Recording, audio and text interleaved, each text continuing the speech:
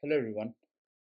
I know today's weekend. I was just browsing my laptop and was going through some of the cyber newses from the very popular thehackernews.com, and I saw one very interesting news which you can see on your screen, which is China-linked hacker exploit VMware ESXi 0 day to escape virtual machines.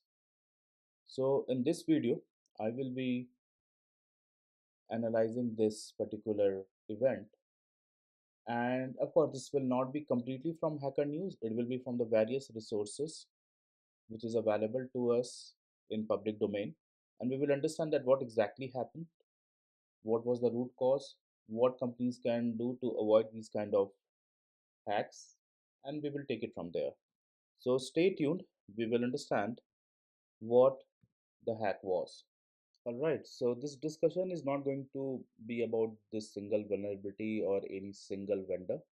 It is about a pattern.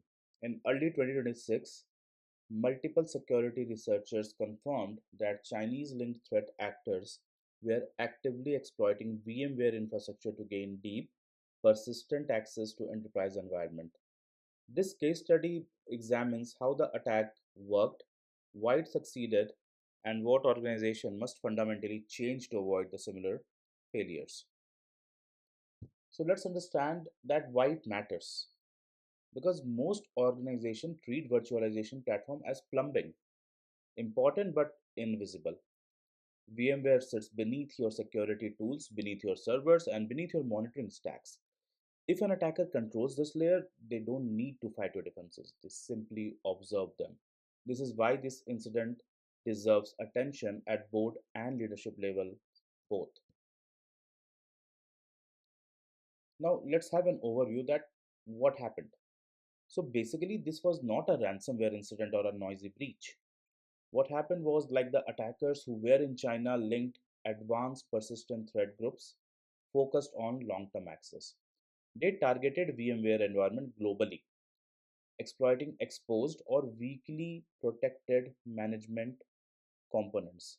The goal was persistence, intelligence gathering, and strategic access, not like immediate disruption or a 2-minute robbery kind of situation. They were in the system for long and they were gathering all the data so that they can destroy the system from the core. The attackers did not rely on unknown zero-day vulnerabilities. They exploited known VMware flaws, like they combined it with weak configuration and delayed patching. In many cases, management interfaces were internet accessible or insufficiently protected.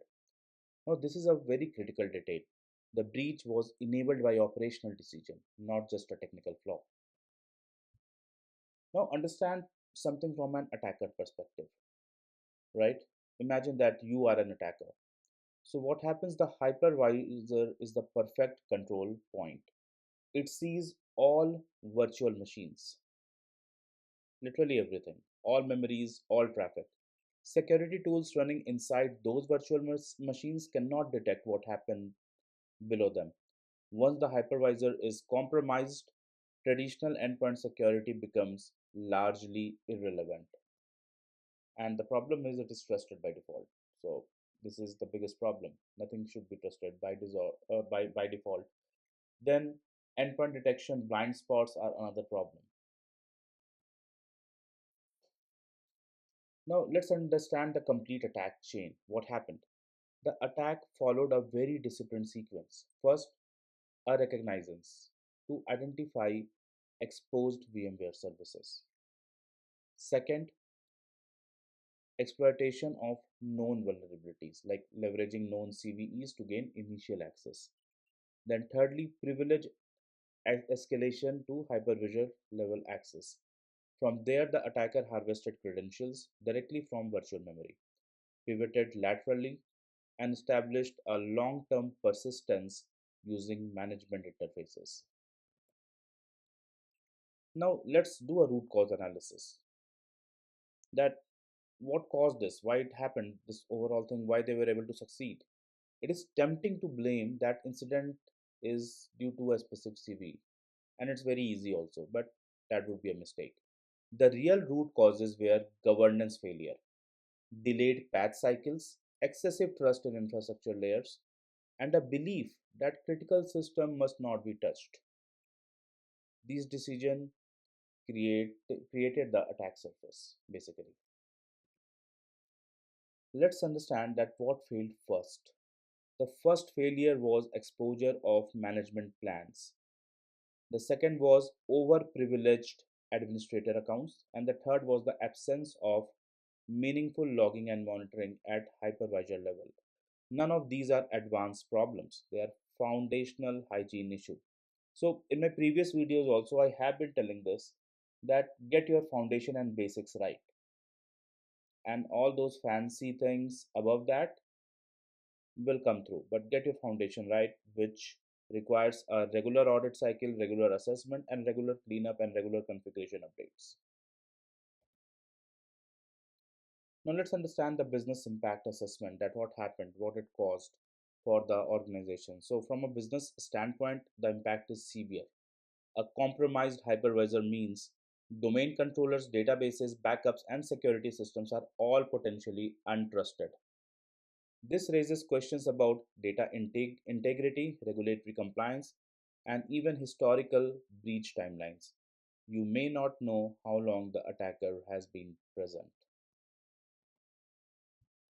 So let's understand that why traditional security missed it.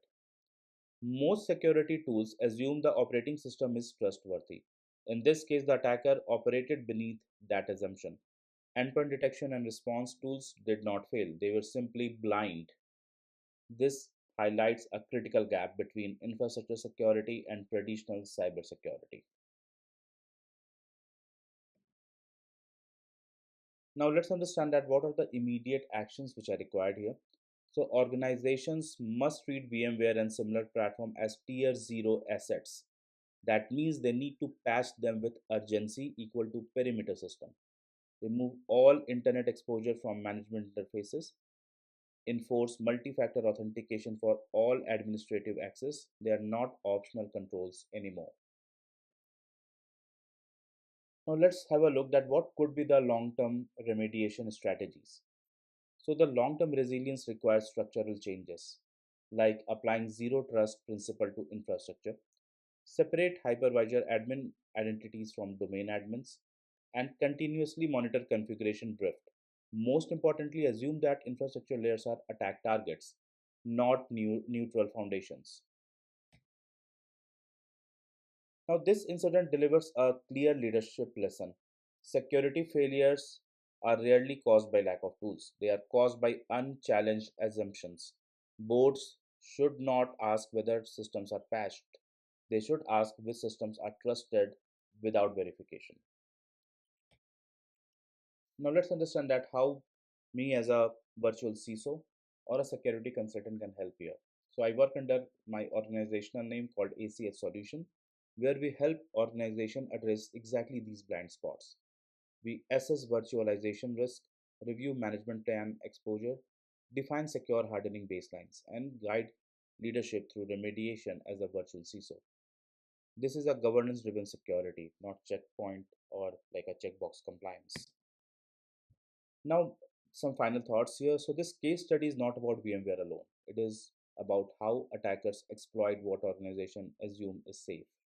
Cybersecurity today is less about stopping hackers and more about questioning trust.